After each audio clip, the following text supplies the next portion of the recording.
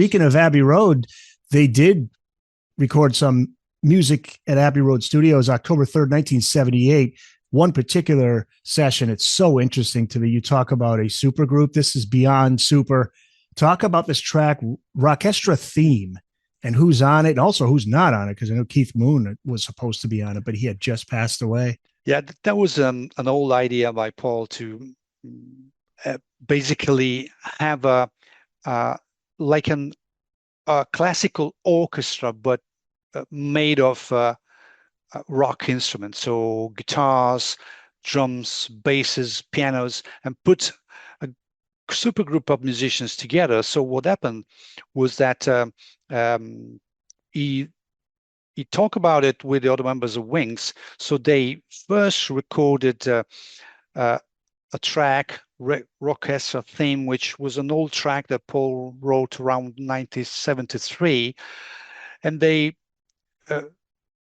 overdubbed themselves at least 3 times. So they created a monster basic track as a sort of demo to present to the other musicians that joined Wings on the 3rd of October 1978 at Abbey Road.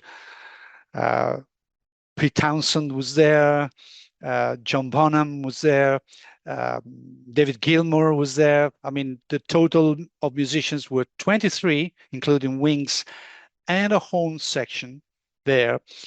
There were some missing. Jeff Beck was thought to be in, but he didn't show up. Eric Clapton had the flu, so he had to give up.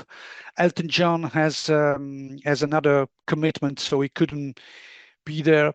But in the end, they gathered incredible musicians. So they got I think 6 or 7 guitars, 3 drums, 3 basses, 2 or 3 pianos. There were percussion, Linda on organ. And so they put together these 2 tracks. The first one was Rockestra Theme, and the second, another number that Paul has penned in France in the summer, which was called So Glad to See You Here. And so they went through the numbers, 2-3 takes at the most. They put the basic track down.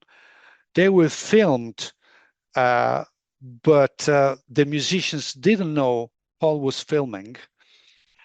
And so there's a video out there.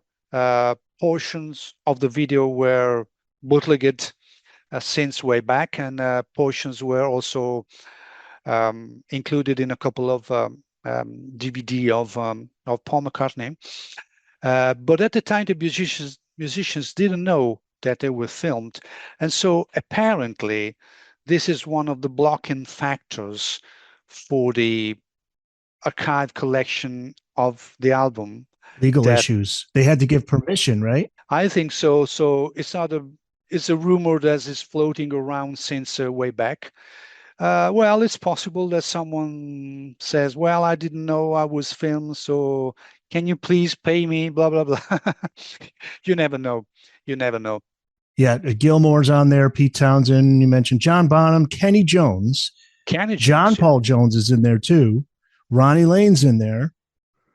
Now, if you've got a seasoned Zeppelin ear, you can pick up on the Bonzo beat, I think. But you have to, because there's so many musicians on there. So, and it's not like Paul said to any of them, hey, we want you to stand out and do your thing. It's an orchestra. They're all combined. So if you listen closely, you'll probably hear your favorite artists in there. I was trying to pick up on David Gilmour's tone maybe in there, but both tracks are fantastic. I love them. It's a clever kind of idea, because you got all these fantastic musicians together, but then the songs are so simple.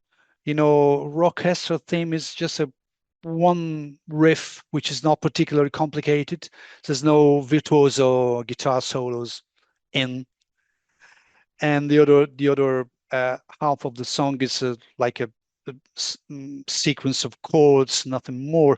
But then again, it's a thing that Paul likes to do. He maybe calls in the most virtuoso and then asks for a completely different thing. Right. So he likes to challenge his collaborators this way. So you got David Gilmour, but then there's no big solo.